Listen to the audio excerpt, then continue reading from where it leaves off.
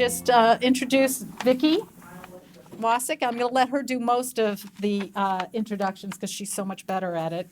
But she is the executive director of BNI Vermont. So, Vicki? So I'll introduce myself to you. BNI stands for Business Network International. We are literally the world's largest networking organization. So I am the state's expert in relationships to make money, about referrals, helping each other. My background, actually, after 2 degrees in opera singing, I moved back to Vermont. I was going to pursue an opera singing career and decided against it for my psychological welfare. And moved back to Vermont, started selling insurance, and became a member of the BNI organization. And about 2012, the gentleman who was running the organization decided to retire, and I liked what BNI was doing, so I quit my job, my insurance job, and became the executive of BNI. So what I do is I literally support hundreds of professionals like you throughout the state to teach you communication skills and networking skills so that you can pass referrals to one another and help each other grow their business. Hence why I'm here today to talk to you about communication skills. About today's class, we have about half an hour or so. Excuse me, not half an hour, about 45 minutes or so. If any of you have ever presented in front of a group, it's much more interesting for you when you ask questions. So I encourage you not only to ask questions, but I also encourage you to tell your own stories. So if I start to talk about something and it reminds you of something that might help everybody else to hear, please speak up and tell whatever story it is that comes to mind. I also know that all of you learn differently. Some of you are visual learners, so I will try to walk around a little bit. Some of you are audio learners, so I'm not offended if you doodle, because you just want to listen. And some of you are kinesthetic, so I have handouts and things for you to interact with to help those of you that are kinesthetic learners and need something to do while you're learning. Also, regarding this topic of communicating your way to profit, I'm going to cover a lot of stuff. My hope is that you walk away today with one thing that makes you have a bright moment, that makes you go, wow, this is going to change the way I run my business or do my job or start the business I want to start. I don't expect everything I share with you today to stick, and if it does, well, that makes me very happy. So find one kernel that makes you go, wow, that's going to be really helpful. That kernel should save you time. So if you're going to be here for an hour, hour and a half, my hope is that the education you get today will save you many, many, many hours in the years to come as you endeavor in your business. So before I get started, does anybody have a question or something they'd like to share? I think this is my third time seeing your presentation, and every presentation that I go through, I pick up a kernel. Good. So it works for me. All right. Excellent. Yeah, I've done these presentations. This is a different presentation than you've seen me do before, so hopefully you'll get something new. Okay. Yeah. Anybody else? What made you come to a course about communication? Yeah. I guess I've never really tried to branch out and market myself, and it's really difficult trying to sell yourself to people and try to get referrals for people to want to bring you into their life and into their business. Well said. Yeah, when you're a business owner, it's you first, then the product or the service second. Yeah, well said. So I'm pitching to very busy restaurateurs who I just need to get in front of for 10 minutes, and I've got that 10-minute window that's key. So it's been going well, but I mean, I'm, not in all cases. So, I'm now sort of trying to debrief those ones that maybe didn't go as well as I wanted them to, and pick up some new skills. Excellent. All right. So it's that how to make that short window work better. Good.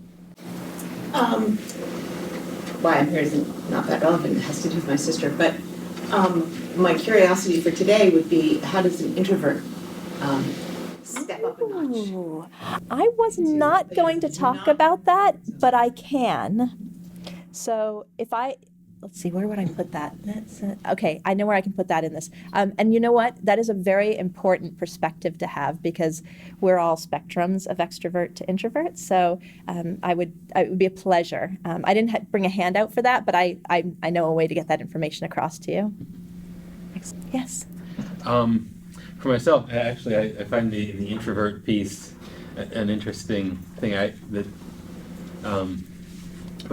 For myself, I've considering looking at the possibility of going into some freelancing work, and where selling and networking and promoting myself is really kind of the whole thing. Yeah. And as an introvert, can I make that work? I think is maybe the big, the big question that it's all kind of hinging on. Well, and the big fat answer is, yeah, yes, you can. In fact, in many ways, I find that introverts are better at communicating than extroverts, because introverts, in my opinion, dialogue interiorly before they put it out, where extroverts dialogue on the way out.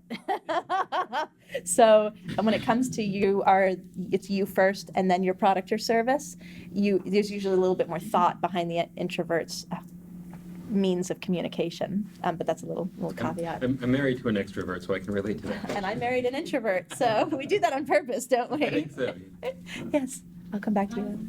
I make and sell jewelry at Mhm. craft fairs, so I probably have less than 10 minutes to connect with my customer. We're definitely going to cover how to do the less than 10 minutes, and we will definitely cover the 10 minutes or the half hour or the two. Like, I'm going to give you some pointers on all that. Yep. Yes. That's what we're going to start today with, actually, is that, how do you do that at first? And Ellen? I don't quite agree with what you and the other gentleman just said about introverts and sort of thinking through what they're going to say before they do. Because I think I'm an extrovert, and I often think through what I'm going to say before I open my big yap. Because we know that, time's money, people's attention spans are short, and the time that anybody's going to focus on you is, sort of a nanosecond. And the whole thing about first impressions. So I don't quite agree with you. I on made a that with broad statement Yeah. of the extreme introvert. And I'm too literal. It gets in the way all the time. Well, and you know what? You're not the only one in this room who's too literal. Somebody else heard me say that and thought the same thing. So that's why it's good to speak up, because you're never alone. We're not all snowflakes. We have a lot in common with a lot of people. Not everybody just says it out loud. So let's get this underway. I'll give you a little intro, and then we'll start digging into the topic. Again, just talk. You've got a question or story, bring it up. So what we're going to do today is communication. And communication, as you can see from your handout, the way we as humans communicate, we do it significantly more through this than this. In fact, the studies have proven that about 93% of your interpretation of me is done by the way I hold my body and the way my voice moves when I talk. And about 7 to 10% of my communication, or at least the way you interpret me, is through the actual words I use. Okay. So when you communicate, there has to be, to do it well, you have to know what this is saying. Are my shoulders squared to you, or am I backing off? Is my head down when I talk to you, or is it up? Am I talking very loud, and is that the tone that I'm taking? Do I talk monotone and my voice doesn't change very much? Everything's right there in the same pitch. These things affect the way you interpret me as a human being.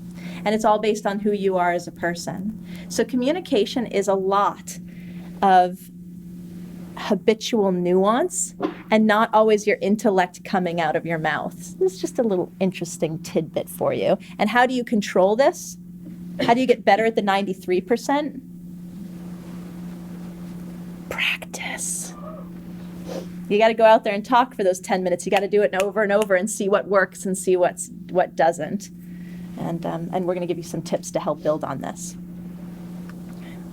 So what we're going to cover, I've got 4 topics. We're going to talk about elevator pitches and why I hate them and how I'm going to make you love them.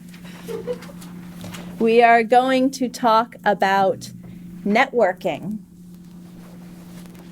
which is where you are the product and the service before they ever get to the product or the service. So we're going to talk about how to meet people. We are going to talk about customer communication, customer support. How do you talk with your customers? How do you talk with your customers instead of at your customers? And then the last thing we'll cover is peer-to-peer communication. And I want to say one thing about these 4 topics is that as I move through, each topic's going to be slightly shorter than the topic before because they all build on one another. Your elevator pitch is a lot of who you put forward first, which part of you. Networking is after that first impression, there's the networking. When you've networked well, you get to work with your customers. And when you've networked well, you get to build peer relationships with people who are helping you build your business. So you'll find as I get farther through this, the topics will get shorter because I'm just adding little nuances. So those are the 4 topics, and we're going to dig straight in to elevator pitches. Let me start by telling you why I hate them. You'll see from your handout, I have a nice little definition there. If you were to Google search or Wikipedia or dictionary the word elevator pitch, it says a succinct and persuasive sales pitch. So when I get to pitch myself, it's just about convincing you that you need me. And people hate that. Ever since commercials came out and we started getting bombarded with buy my product, buy my product, buy my product, we as consumers started turning off. And yet, as business owners, that's what we're taught to do. Is we're taught when we get an opportunity to talk about ourselves, we're like, yes, this is fabulous. And then you just word vomit all over them. Why? Because it's my elevator pitch time. I get to talk about myself, and you just go. People hate being pitched, and people who pitch feel very uncomfortable by it because they're like, I'm not connecting with anybody. I'm just there's just too much.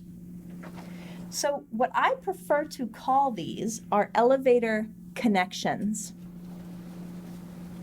Okay. I think when you think of elevator pitch, you fail.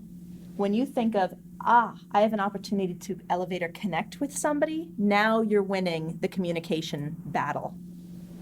Okay. So let me tell you what an elevator connection is like. The first thing about an elevator connection is that it's about helping the person you're talking with connect with your product or your service. So when, by the way, does anybody know the 4-word question that starts an elevator pitch? What's the 4-word question that means you get to do an elevator pitch? So what do you do? That's it. Could you say it again? So what do you do? What do you do? Elevator pitch time! And where does that question come up? Well, look at me, it's your turn. The answer is everywhere. Your niece's birthday party, you're going to meet somebody you've never met before, and they're going to say, so what do you do? Elevator pitch. You're going to be at a networking event. So what do you do? Elevator pitch. Okay, you're going to meet your spouse's boss. What do you do? Elevator pitch. Wrong. When somebody, put yourself in the questioner's spot. When you say to somebody, what do you do? You're not looking for the life story. No. You're trying to get a little bit of insight about who they are and about who they are. That's all you're trying to get. So this is why I'm really motivated by the elevator connection, okay? So when somebody says, what do you do? That first thing, help the person who asks the question, what do you do, relate to what you do. Instead of just telling them everything about you and when you were born and where you got your degree and what made you love your job, they don't care. They just want a simple answer to their question. So what I find, you'll find the second little bullet on this, developing your elevator connection, your elevator pitch, is instead of answering the question with a statement, what do you do? Oh, I'm a landscaper. You just kind of ended the conversation. So instead, when you get an opportunity to answer the question, use another question to find out what they know about your business. For example, let's take that landscaper. Landscapers at a birthday party for their best friend, and they meet one of their friend's friends who they've never met before. So what do you do?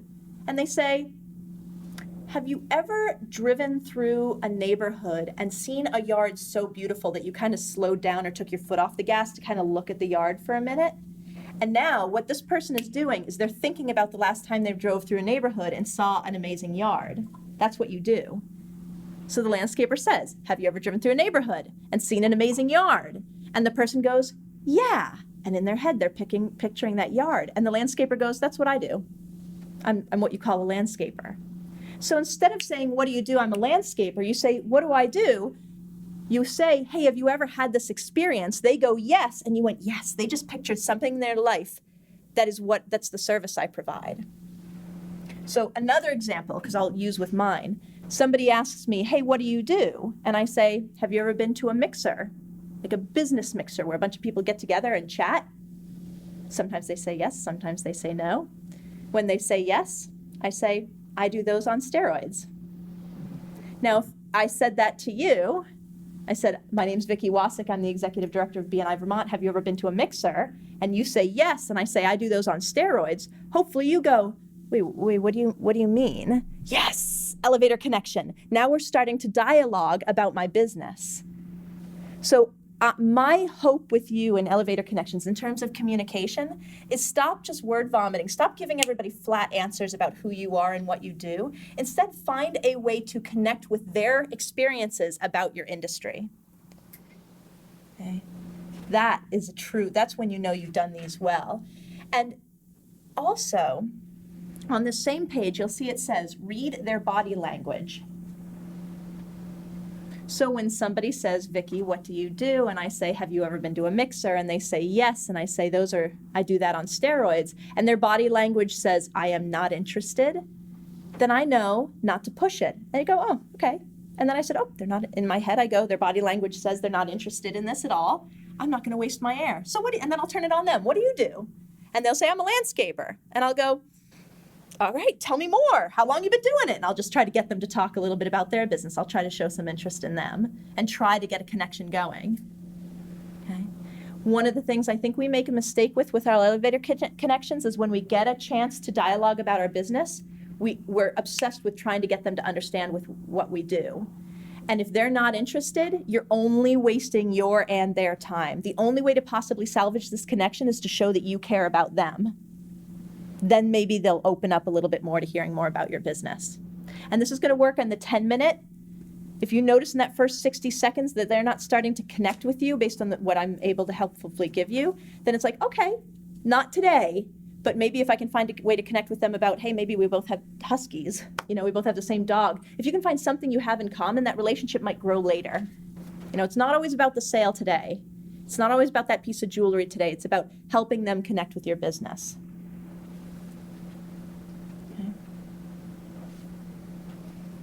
The next page in your handout says, how do you know when you've won the elevator connection? The first thing is, the person you're talking with keeps asking questions about your business. It means they're interested. So now it's just natural human communication. They keep asking questions, you keep answering them.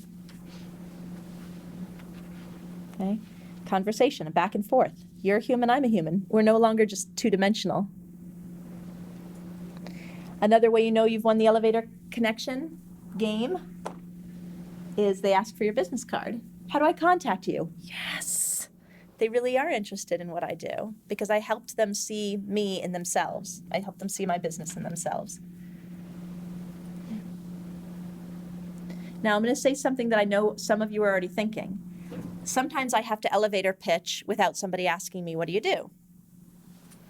Trade shows, they walk up to your booth. They're not going, what do you do? There's jewelry there. It's pretty obvious, So for elevator pitches, it's always about helping them.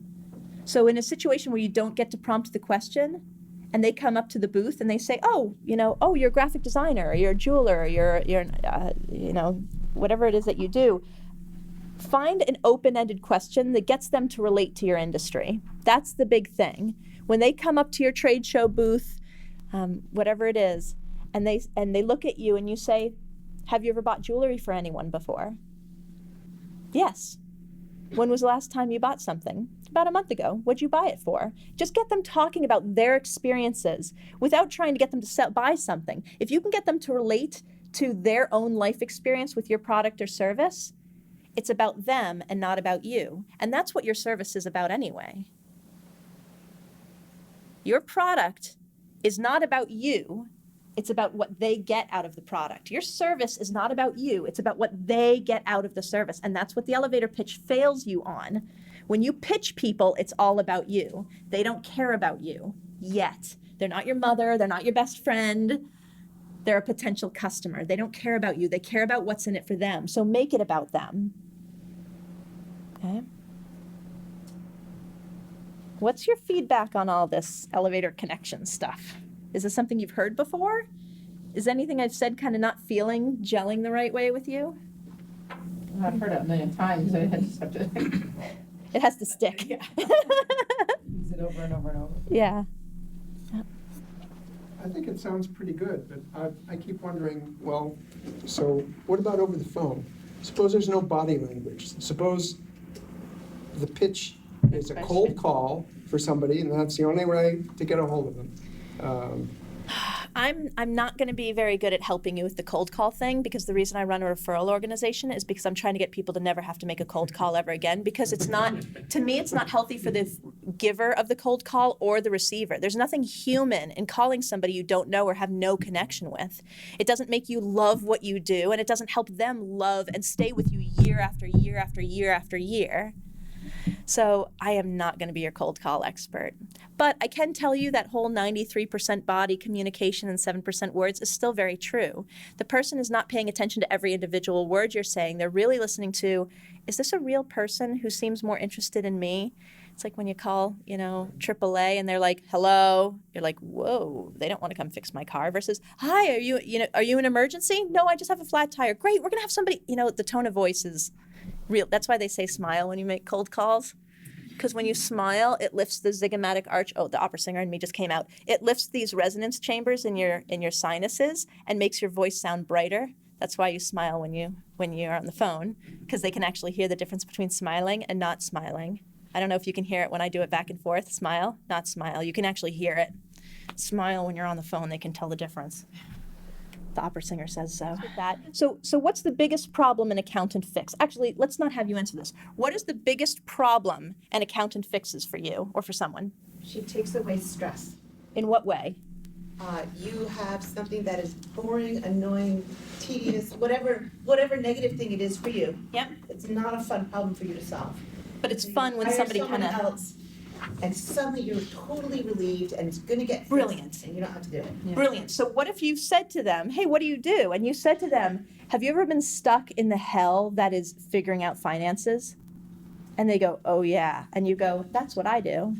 Really? I'm an accountant. Oh, my God. So that's the question. You identify the problem or the bright, shiny object, that amazing landscape, or that problem you have, the tediousness of tax time or managing the receipts or paying the Comcast bill. Like I'm always uncomfortable asking lots of questions, so it's like, The questions are the only way to get a dialogue thing going. I get it. Memorize your qualifying question. Right. Have you ever been stuck in a tedious hell of running finances, or know somebody who has? And they'll laugh and they'll go, yes. And you'll say, what was it? And you're like, yeah, taxes. And you're like, well, I'm an accountant. I actually fixed that problem for people. And because you made them picture that hell, they go, oh, hell, solution. And they start wanting, again, it's about them. That's why I love the qualifying question. So.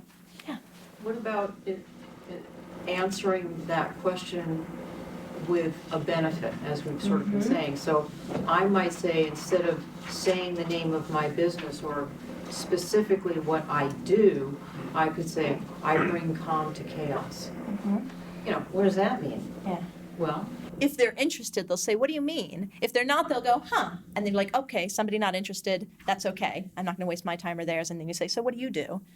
Yeah. Remember, not everybody's going to be interested when you say, what do you do? And even if you're brilliant at elevator connecting, sometimes they don't care to connect on the topic you're presenting them. And that's okay. Don't be like, oh, I lost. No, you were going to lose anyway. They weren't interested, even if you gave them the elevator pitch. Yeah. Okay. So I want to talk about networking. And I want to talk about networking in terms of 3 goals. Goal number 1 of networking is visibility. Why? Because you are your business. You're trying to get people to know who you are, to recognize you. You are your brand. You are the logo before the logo. That's visibility. Okay? So when you go out and you network at a trade association, at a conference, at a mixer, you're trying to say, hey, here's me. Oh, and by the way, here's my logo, and here's my product, and here's my service. Okay, so visibility is really important. The second slide build would say credibility. The purpose of networking isn't just to say, here I am, and here's my brand. It's to say, here I am, there's the visibility. Here's my brand, there's the visibility. And here's how you can trust me. There's my credibility. Okay. The third goal of networking, and that's the last slide you can see there, is profitability. You're trying to get people to go, I know who you are, there's the visibility. I trust you to love and do well what you're presenting to me, there's the credibility. And therefore the person then says, okay, I want your product and service. Now with all of this said, networking doesn't make you money instantly. What I say about networking is it will get you rich, but it will not get you rich quick. Okay? If I've never met you before, I'm not just going to open my pocketbook and my Rolodex and give you access to everyone I know, because all we are at right now is visibility. I've got to see you a second and a third and a fourth time, and now we've got some credibility going. Why? Because every time I see you, you don't pitch me on your business. You're just another human with me, and we're getting to know each other. And the fourth or the fifth or the sixth time I see you, now I'm starting to go, trust. I'm starting to understand what you do because I'm seeing you more often. So now I'm more likely to go, you know what, my sister needs your services. Can I get your card? Okay. Networking is a get rich, but not a get rich quick. Okay. Now, 93% of communication is body language and tone of voice, 7% is communication. So let's start with communication to profit through networking. You're going to notice some emoticons. Wait, is that what they're called? Whatever, those things. All right. You know, I should know this. I'm not a millennial, but I'm close. I should know what those things are called. All right, so here's what I say about networking. Your mood says more about your business than your knowledge. Because I don't know you, I've never met you before. So whatever's going on in your head that day is what I'm gonna pick up before I pick up your product, before I pick up your service. So when it comes to using communication to build your business, you've got to be very attentive to what's going on between your ears when you go into that trade show, that conference, that networking opportunity. So let me say it loud and clear if the handout doesn't. If you are tired, if you are angry, or if you are frustrated, turn around and go home. Because you are the brand before they use your product. You are the reputation before they look at your logo. And if you are tired, you're going to do this. Because you're tired. If you got flipped off on the car ride over here and you just can't get it off your shoulders, everybody's going to know that something's bothering you. And they don't even know you. But all they know is there's drama. Why? Because you just can't stop reading it on your face. 93% of communication is done this way. And if you're frustrated, you had a bad client that day and you're like, oh, I just hate people today. Trust me, every new human being you meet is going to think the same thing. They're going to be like, oh, they hate me. They make great wine or they have a great IT business, but all I can see is that frustration.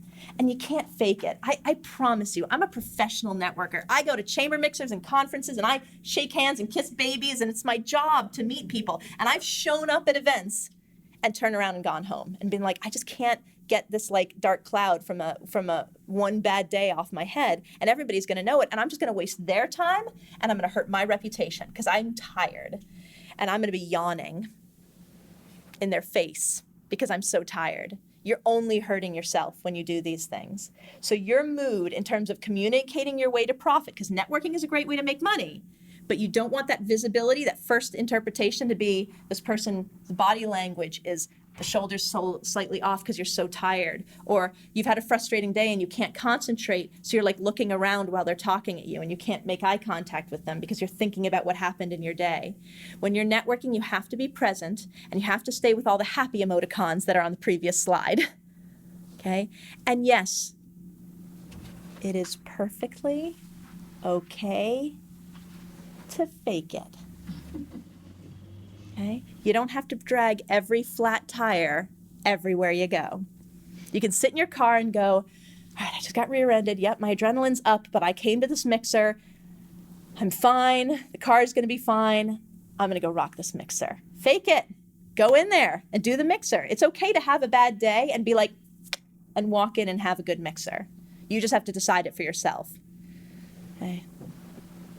Communicating your way to profit. Big time. The next thing I want to teach you about communicating to profit is a body language technique when it comes to networking. You're going to have heard this a couple times. There is an unspoken human rule in networking about how to meet people you don't know. because one of the downsides of networking is you get to the networking event and you look over the sea of human beings and you're like, I know him. And you like make a beeline for the one person you know. No, you're networking. You're trying to find new connections. One of the worst things you can do at a networking event is hang out with the people you already know. All right? So you have to meet new people. So this slide is about how to meet new people.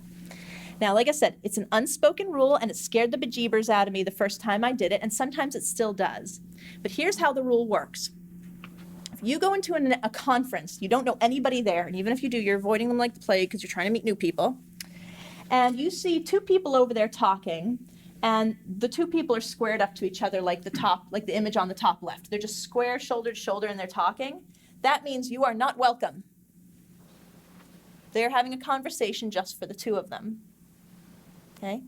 Universal language, universal rule is if those two people are shoulder to shoulder, with a third spot open, even if you don't know either one of them, you are allowed to insert yourself into that third spot. So now I just ruined you for the next bat mitzvah. You show up at this bat mitzvah, all you know is your sister and her son and your brother-in-law, and you don't know anybody else, and you're like, you know what? I'm gonna meet some people I don't know. You can do this with personal as much as business. And you walk around the room and you see two people who are open shoulder with a third spot. Even at the personal things, you're allowed to walk up to them because there's one thing you have in common with every person in that room. You all came for the bat mitzvah, or you all came for the conference, or you all came for the mixer. You all have that in common. That's why this rule applies. So what happens when you insert yourself into that third spot, or if it's a group of 3 and there's a 4th spot open, if it's a group of 4 and there's a 5th spot open, there's a few things that happen when you do this, okay? Even though it's an unspoken rule, because a lot of people don't use the rule, they don't insert themselves uninvited, sometimes the people are like, whoa, okay? They're not offended, they just have never had anybody who they didn't know insert themselves into the group. So one of the things that'll happen when you try this is they'll stop talking. And all you say, hi, my name is, say your first name only, don't say your business, don't say your profession, this is not about sales pitching, and you say, hi, I'm Vicky, what do you do? Or how do you know the bat mitzvah kid? Or, you know, if it's a mixer, you say, what do you do? If it's a personal event, you say, hey, who invited you to the barbecue? My name is, you know, and you immediately dig into the one thing you have in common. You're both here for the mixer, you're both here for the bat mitzvah, whatever it is. Okay? That breaks the ice and they go, oh yeah, oh well I know him because my son does ballet with him and they do ballet at the same class, I don't know, you know, whatever it is. And they'll start talking like a human being to a human being and suddenly you have something in common. At a mixer you say, hi, my name is Vicky, what do you do? Because you're at a mixer and everybody's there to meet people and they'll go, oh, and now you're dealing with the elevator pitch problem and I'm sorry. All right? Okay. The other thing that happens is you insert yourself into the group of 2 or 3 or 4. And maybe they don't stop talking. Maybe they recognize you, but they finish the conversation. Let them. And maybe they'll bring you into the conversation. So they're talking about skiing, and they seem to let you into the conversation. You say, oh my gosh, I'm an avid skier too. Now you have something in common. Yes, thank goodness I went to this mixer. I never met these 2 people before, but we're all skiers. Now you're more interested in hearing about each other's businesses because you have some synergy. Okay? So the worst thing that's going to happen is they're going to go, and you're just going to say, my name is, what do you do? My name is, how do you know the bot, you know, that kind of thing. Okay. Out of curiosity, has anybody tried this ever in their life? Yes. What were the results? It works. The presenter is always very happy when somebody confirms that the rule she's talking about is, all right, so can you explain what happened, like where it was and what did you do? I'm not thinking of a particular incident. Mm-hmm. I just make a practice of doing that when I don't know people. Excellent. And it works. Yes, somebody confirmed what I said, so that means you can try it. You can do this. You'll be safe. They won't hurt you. Yeah. Would anybody be willing to try this at the next trade show or conference, or would you be willing to go to a chamber mixer and give this a shot? Nodding is the universal sign of yes. Too many extroverts, huh? I make up for all of you. I'm like a 90th percentile extrovert. Little unhealthy, poor husband. So, communicating your way to profit means you have to meet people you don't know. Communicating your way to profit and networking means you got to bring your best foot forward, because before they know your business, they see this and this. And in order to make money from networking, you have to meet people you don't know and find out what you have in common. And the one thing you have in common is you're all at this mixer, hopefully trying to get some word out about your business and pass out some business cards. Yeah. So one of my questions, I guess, would be, because I meet people a lot, and I'm really good at just random conversation and meeting people. It's the follow-up. Getting up, like, how do you open that conversation with the follow-up after you've met them and Perfect. traded phone numbers? It's like you knew what my next slide was. You're right. Because networking doesn't work unless there's some kind of human interaction afterwards. Out of sight, out of mind. Right? Yeah, kind of. Or I don't know what to say with the next. Yeah. It's funny, I actually do a 2-hour training once a year just on mixers, and I do a good half hour just on follow-up. We're not going to do half an hour on that. Social media. Find them on LinkedIn, find them on Facebook, find them on Twitter, find them on Alignable, find them on whatever is the most appropriate. You know, as a jeweler, find them on Pinterest and Instagram. That would be very appropriate. As a business person selling a service, not a product, LinkedIn would be a better fit, or Alignable would be a better fit. Okay, social media. If at the mixer you met this person for the first time and the two of you just went, "Ah," the clouds open, and it was like, oh my gosh, I totally connected with this human being. I think we could make each other a lot of money. You're not only going to find them on LinkedIn, you're also going to email them and set up a time to grab a cup of coffee. So when you have a really great mixer experience, the communication was just zinging back and forth, you're going to make sure you see them again within the next month. And if that next meeting is really good, you're going to, when the meeting's over, you're going to say, wow, you and I, we just met and we're doing good things. Can we set up another meeting for 6 weeks from now? Same place, same time? And you just keep building the relationship by spending time with them. Yeah, humans, you know, your best friend is your best friend because you see them a lot. You have a lot in common. If you do the same thing in the business world, you will make profit by spending time with them. That's follow-up. But let's move on to customer engagement. I told you as I got farther through these slides, the topics would be shorter. So we talked elevator communication, then we talked networking, now we're going to talk customer engagement. Everything I've talked to you about regarding using qualifying questions when you work with somebody new, open body language, your mood, all of these apply to customer engagement. Okay? If you're meeting with a customer and you got a flat tire on your way to the meeting and you're 20 minutes late, you got to pretend it didn't happen. Fall on your sword because you're 20 minutes late, and be there with them, engaged for them, not living in the drama that was lugging the lunk wretch around the highway as you tried to change a tire and now you're 20 minutes late. Forget it ever happened. Be there, be now. So I'm just reiterating everything I just said about elevator pitches and networking. When it comes to customer engagement, the brilliant thing that does not happen with elevator pitches or with networking is you get a sustained interaction with another human being. Now, if they don't know you, then they do not care about you, okay? People only care about you when they know how much you care about them. So that's why this slide says use open questions, open-ended questions to move the conversation forward. This is where I wanted to talk. I was going to slip in this bit about introvert, extrovert. I'm actually doing a 2-hour training next Thursday on this very topic. I want to start by saying one of the biggest problems we all have as professionals where we are the image is we live by the golden rule. Do unto our customers as they would have done as we would have done unto ourselves. Treat everybody the way we want to be treated. The problem with the golden rule is if I treat everybody the way Vicky wants to be treated, you will never eat another piece of spicy food in your life because I can't handle it. Imagine a world where everybody treats everybody the way they want to be treated. It's a pretty messed up world. It means everybody has to be a Republican like me or a Democrat like me. It means everybody has to be a Christian like me or a non-Christian like me. I really struggle when it comes to introvert, extrovert. I'm an extrovert, so I'm going to communicate with you like you're an extrovert. How much does that stink for you if you're an introvert? It's really overwhelming. So what I prefer is the platinum rule. You must do it, try this way.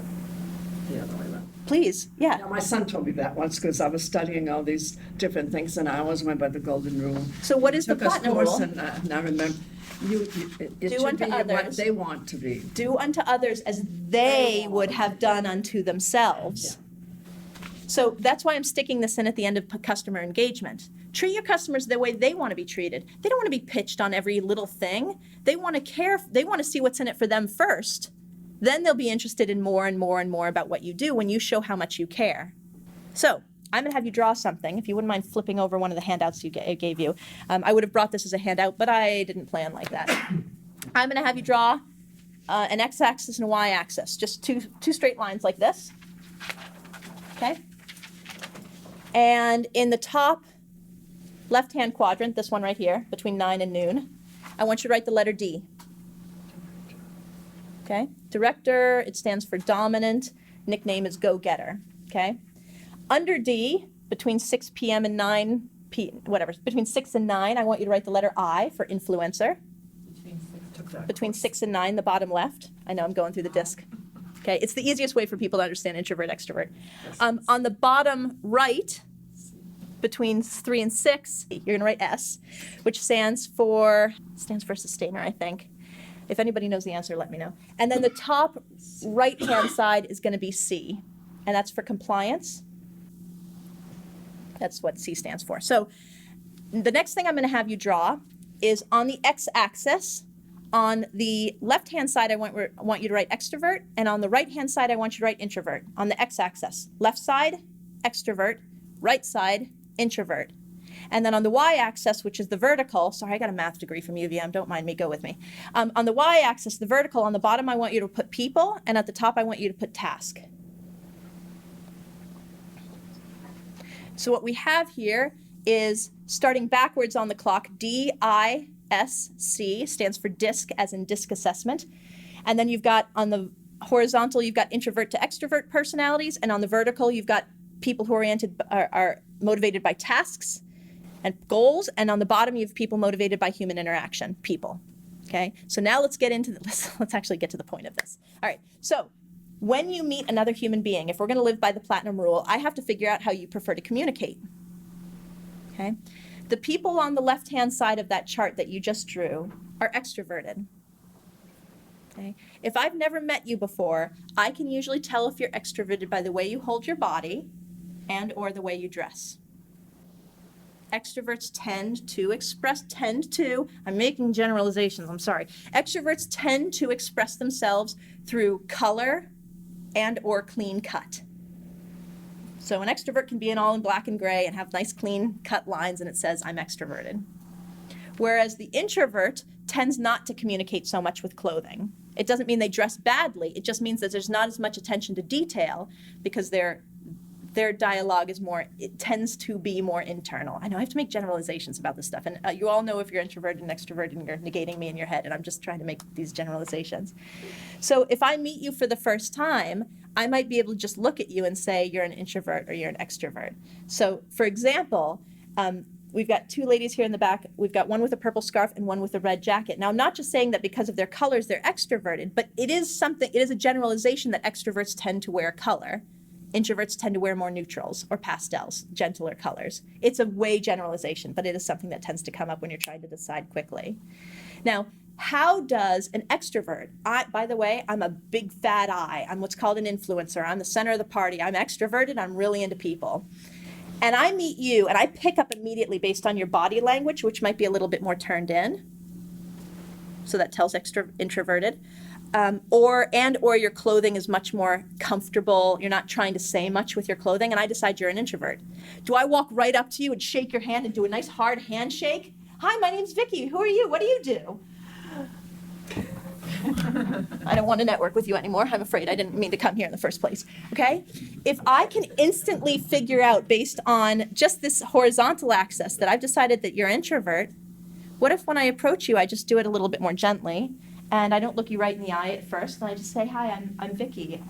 And I look at my hand instead of you when I shake your hand. What do you do? Just my tone. I just calm down a little bit. This is called the platinum rule. Treat people the way they want to be treated. I'm picking up on the fact that you're a little bit more calmer, maybe a little bit more introverted, and I'm trying to bring the introverted part of Vicky forward because none of us is 100% anything. We all have introvert in us. So just bring that forward. Treat them the way you think they want to be treated. And by the way, if you walk up to them and say, hi, I'm Vicky, and they like crush your hand, you're like, all right, we got an extrovert on our hands. Hi, oh, wow, great handshake. And then you bring the extrovert forward. Doesn't mean your first impression is always going to be dead on, but at least you're trying. Okay?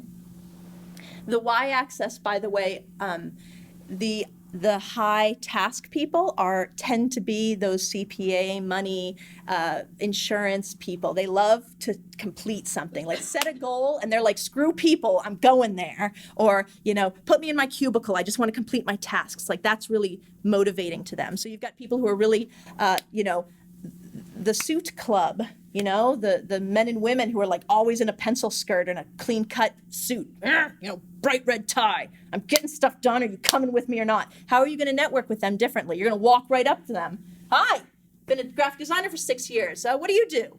They're going to appreciate you more because you're communicating with them the way they want to be communicated with. You're not dominating them, but they're a dominant personality. They want to talk with other dominant personalities. And you're not lying to people when you do this. You're treating them the way they want to be treated. And once you develop that first few sentences in the elevator connection is exchanged, they now trust you. They're listening to you better because you're communicating on their level, wherever that is. And it's easier then as you get to know them, you can come back into your natural pattern, which is that calmer, more task-oriented, more people-oriented, whatever it is. It's just that first impression that you're worth paying attention to. Would you say you're an introvert or an extrovert? Me? Yes, you. I go back and forth on the borderline. So you're right there in the middle. Yeah. And that's I prefer to work by myself in my little cubicle getting. so you're a low done. introvert. But then I will talk to people at the drop of a hat for hours on end, so. But if you had a whole week of cubicle, and at the end of the week, how would you feel compared to a whole week having to just talk to human beings? Out of the cubicle. Exactly. So you're a low introvert. And that means when you meet a dominant or an outward person, somebody like me, it's like, oh, she's got her hair done, she's got the beret in, she's got the earrings. Oh, we got an extrovert. It's like, I'm bringing that forward. And we all have it, even if we're a high introvert. You still have extrovert in you. Just bring it forward for a moment so that they see themselves in you and they want to talk with you. I thought somewhere or another a tactic too is to try to imitate people's body language. As long as you do it subtly. Because if they do this and then you put your hand in your pocket, or they do this and then you do this and then this. I've actually seen people like they're trying to imitate, and I'm like, I literally have been at mixers and been like, I know you're trying to imitate me. Relax. And they'll be like, oh my gosh, she nailed me. And I'm like, oh, I'm a networker. Like, this is what I do, people. So I'm noticing that body. I'm like, I'm trying to be a platinum rule with you, and you're trying to be a platinum rule with me. We're both picking up on that we're trying to treat each other the way we want to be treated. So let's shake it off and just be ourselves. So it does get funny when you meet somebody else who's really experienced with networking and knows how to treat people the way they want to be treated. So that's customer engagement, and all of this would apply. If the next time you get an opportunity to do that 10-minute presentation, go in there and be like, okay, one of the things I don't know is what kind of personalities I'm dealing with. And if you walk in that room and you've got two big Ds, extroverted, and let's get a goal done, communicate with them that way. You've got 10 minutes of like speaking to the point, getting them what they want, versus you walk into the room and you're surrounded by two S's, which are people who are more nurturing. Find a way to connect with them. Be calmer, speak a little slower. You'll probably get better results by talking with them the way they want to be talked with, instead of trying to get the same point across to everybody, because not everybody takes the point the same way, even if you said the same words at the same speed every time. So my last topic is peer relationships. What's interesting about this is the only thing I have to add that has not been said about follow-ups and body language and elevator connections is that when you have an opportunity to develop a relationship ongoing, the three things I wrote on your page are so paramount. Your desperation, your need to get that person to send you customers, your desperation, your need to get that next sale, I can taste it, I can smell it. When you have an opportunity to build a sustainable relationship with another human being, whether it's love or business, it has to be about what's in it for them. It has to be about giving first and receiving second. In fact, in my organization, we have a 2-word rule about everything. Givers gain.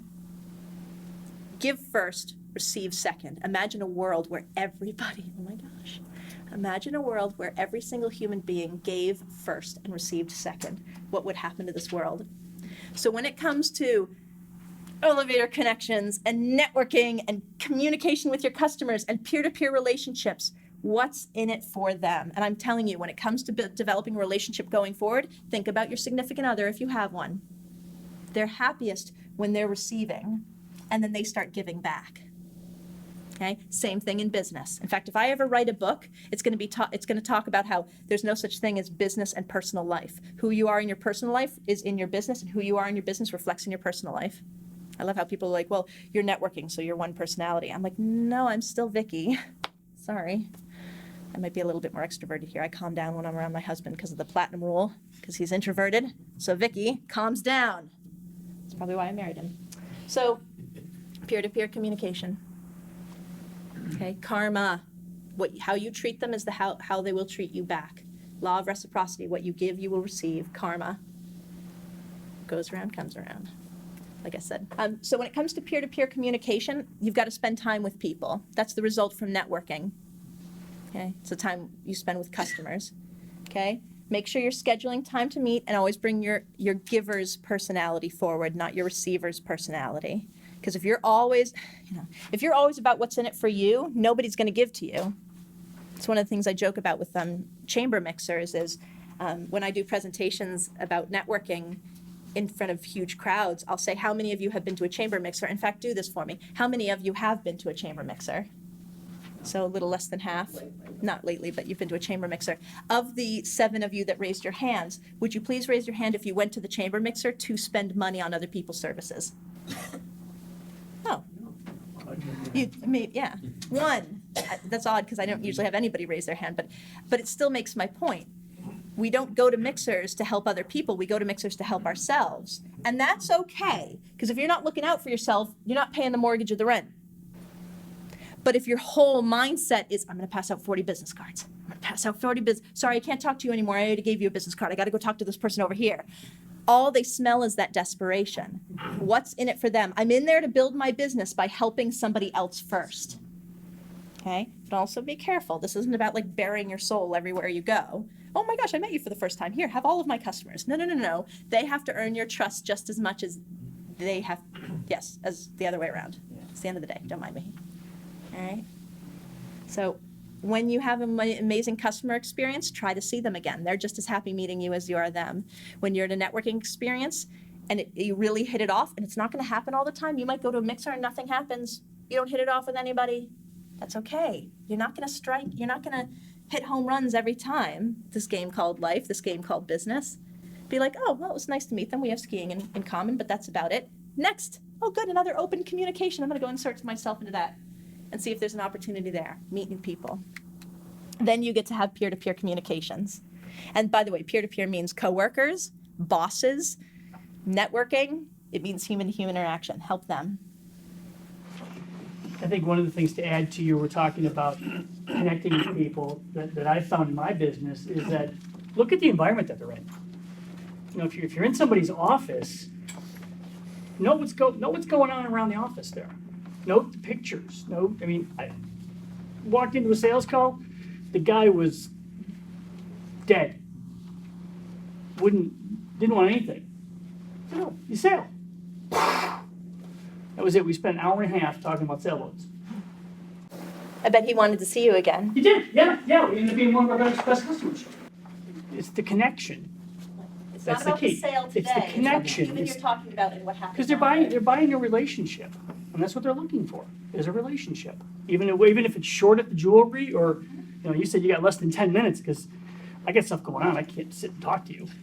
And I have one thought, I don't know where this fits in, but I was talking to one restaurateur today, and I had been so persistent trying to get him on the phone in person somehow, but I finally just got him on the phone, and I thought, this is good enough, this is as good as I'm gonna get. And I was about to make a thing about how I've been persistent and blah, blah, blah, but I just skipped over all that and just pretended like nothing ever happened because I emailed him a million times. Because it's not about the golden rule, treat people the way I'm feeling right now after trying to get in touch with him for 6 months. It's about I just him. kind of Nice. I just shoved that aside and went right into it, and I think he was probably relieved we didn't have to talk about the fact that he's been blowing me off. But it worked out great because we were able to have a real good conversation, and he ended up signing up. So that was a good result. Like all those little emoticons, they apply everywhere. You got to bring the happy ones. Yep. Yeah. Whew. Another question? And by the way, when you've been trying to get in touch with the same person over and over again, this is where social media is really helpful. Hop on LinkedIn or Facebook and say, does anybody know Joe Smith at this company? I'd really love an introduction, because he doesn't know you. But if you happen to know his niece because you're Facebook friends and your niece sees your post, she'll be like, yeah, I know Joe. Yeah, of course I'll call my uncle up and help you out. You know, that's where referrals are like, you don't have to spend all this time tracking people down. Your friends will help you because they care about you, which is where you're trying to get him to. You're trying to get him to care about you. He cares about his niece, therefore he'll care about you if she asks a favor, that kind of thing. So social media might be helpful. Yeah. What was the other one you said? You said LinkedIn and another one? Facebook. No, before that. Oh, Alignable? Yeah, it's a budding business community. I must admit I haven't really done my homework on it, but I've been hearing more and more and more and more and more about Alignable, and I really should take the time and figure out about it. Check it out. I just keep hearing about it. And as a networker, when I hear something many times, I'm like, I have a question for you guys. What's one thing you're going to do different walking out of here that you might want to share based on what you've heard? Just try to think of questions when I'm talking to people, like try to think of questions, like you say, just a question. I really have to get them to understand why they want me. So I have to really think of those relevant way to pose the question to them. And the way it's a really good suggestion. And the way you do it is you think, okay, what is the biggest benefit to working with me? Or what is the biggest thing that I do? And then say, hey, have you ever had that experience? And they go, yes. And you go, then that's what I do. Think about the biggest problem you solve and ask them if they've ever had that problem before. And now they've related to your business. And think about how you'd ask, because your reaction is the first test on, is that a good question or not?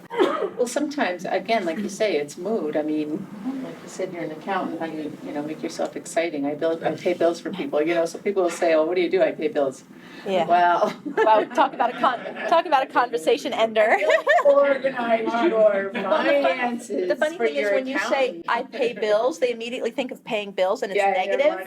And now their negative self-experience is reflecting onto you and they don't want to experience that anymore. That's why you say, have you ever been drowning in that stuff? And they say yes, and then you say I'm the solution. So they're feeling this negative feeling and then you're saying I'm the solution. So you're giving them a way to let go of that feeling you've just given them by asking them if they've ever had a negative experience with that. That's why I like with the elevator pitch, what do? You always ask a question back. Right. Don't assume they know everything about accounting. Ask them what experience they've had. The other thing that I think that is really good is the disc. I am an extrovert if I'm in the mood. Have to be in the mood to be the extrovert. But it's funny, I don't read the signs that other people are introverts or extroverts, and it makes a difference in your approach to them. Yeah. By the way, if that's interesting to you, there's an amazing book called Room Full of Referrals, and it's all about how that extrovert, introvert task people, those 4 areas, room full of referrals. It's talking about how you can walk into any room and everyone there is a potential. If you just treat them the way they want to be treated, they'll find themselves in you and they'll want to connect with you.